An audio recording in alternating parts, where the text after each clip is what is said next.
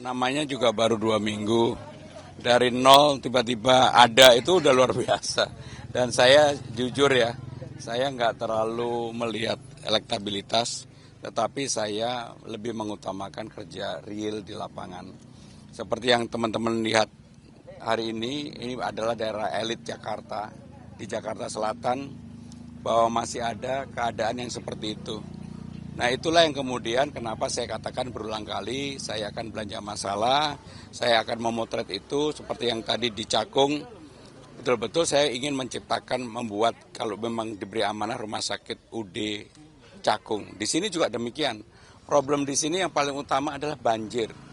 Bahkan banjirnya sampai atap rumahnya. Dan itu masa di tengah kota Jakarta yang begini, persoalan utamanya hanya turap dan tidak ditanggul. Sehingga dengan demikian itulah yang menjadi prioritas saya. Jadi saya betul-betul melihat dari bawah. Tapi saya juga ada mendapatkan laporan, kenaikan saya kan eksponensial. Dari nggak ada tiba-tiba ya tinggal menjaga aja gitu ya. Mas Pram izin Mas, mereka Pak Ridwan Kamil itu menanggapi tanggapannya Mas Pram soal Giant Sea Wall, soal ngomongin banjir, katanya itu demi rakyat. Sebenarnya Mas Pram menanggapi seperti apa sih? Apakah benar? Ya, jadi Giant Sea Wall itu bukan gagasan baru.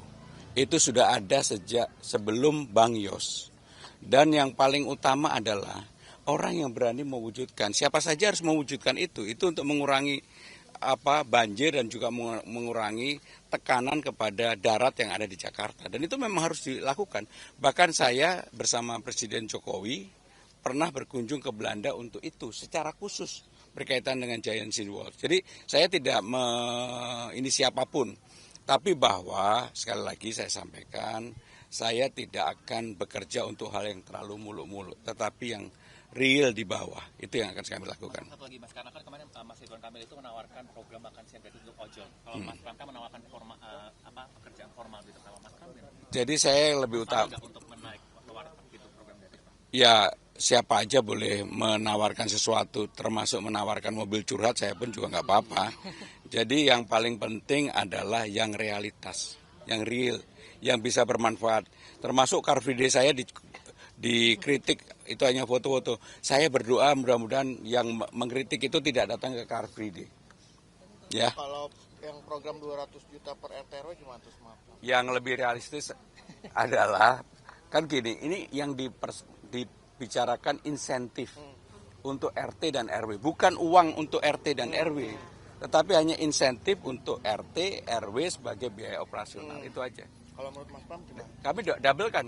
Sekarang kan terimanya 2 juta menjadi 4 juta, 2,5 menjadi 5, termasuk untuk posyandu, PKK dan sebagainya.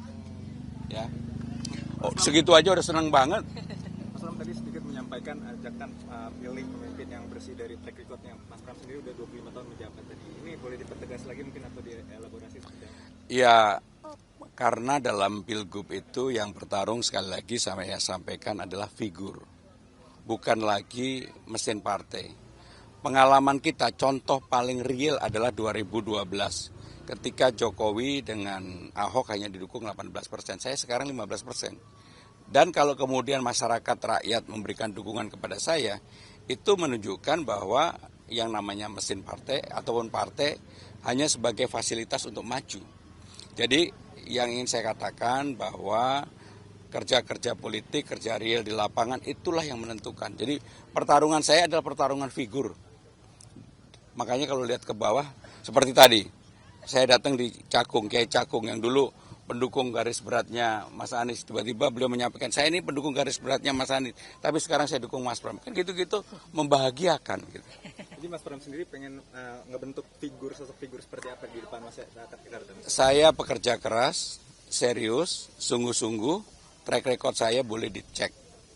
25 tahun bukan waktu yang pendek.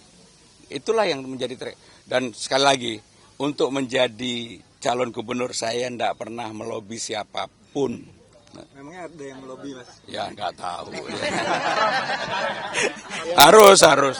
Makasih ya semuanya, makasih. Makasih Mas Pram. Di antara banyak sumber informasi, kami layak dipercaya. Karena kami menggali lebih dalam, berpihak pada kebenaran,